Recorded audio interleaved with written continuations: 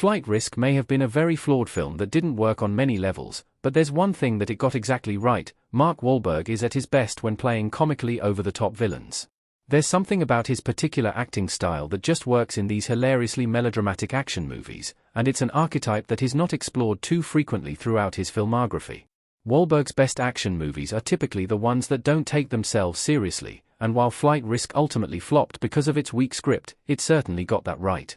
Wahlberg is best known for the projects in his catalogue that lean fully in one direction, whether that's comedy, drama, or action.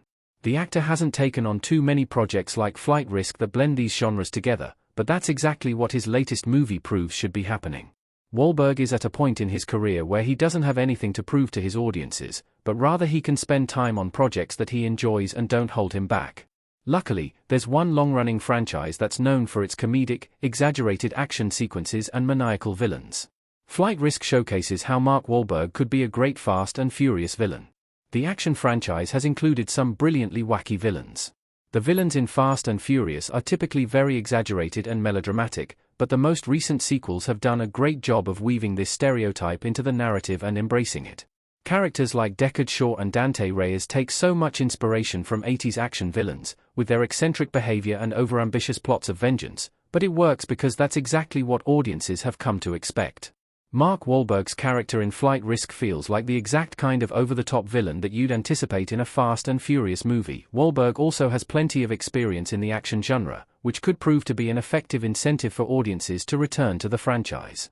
The exciting villains are slowly becoming Fast and Furious' most interesting selling point, and Wahlberg would definitely contribute to this.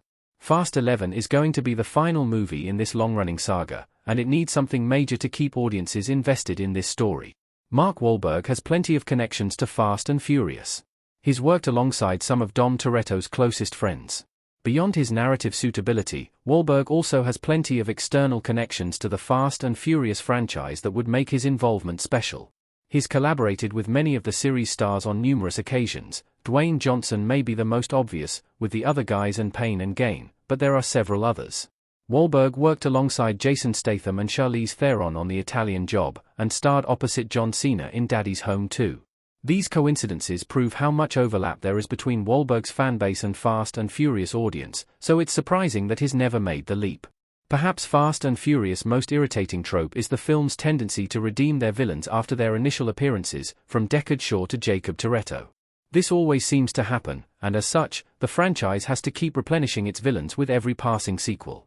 Mark Wahlberg could be the perfect example of a villain who doesn't get redeemed, and his existing friendships with the rest of the cast would make this endlessly fun to watch. It would give the final movie a whole new dimension beyond the surface of the story, which would reward fans of the genre. Mark Wahlberg fits the profile of a Fast and Furious villain too. This would be the perfect opportunity to play against type. In recent years, Fast and Furious has been making a trend of casting well-known action stars as the film's antagonists, from John Cena in F9 to Jason Momoa in Fast X. This is part of the reason why the villains have become such an exciting part of the franchise, as they're constantly being updated with recognizable faces from the action genre. Mark Wahlberg seems like the logical next step in this chain, not just because of his connections to the rest of the cast, but also because of how prevalent he's been throughout the past few decades of action cinema. Another important feature of these Fast and Furious villains is that they are portrayed by action stars who typically star as heroes, allowing them to play against type in fun and interesting ways.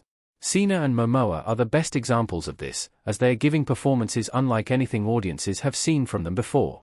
It's what makes their screen presence so dynamic, in a similar way to Wahlberg's recent work in Flight Risk.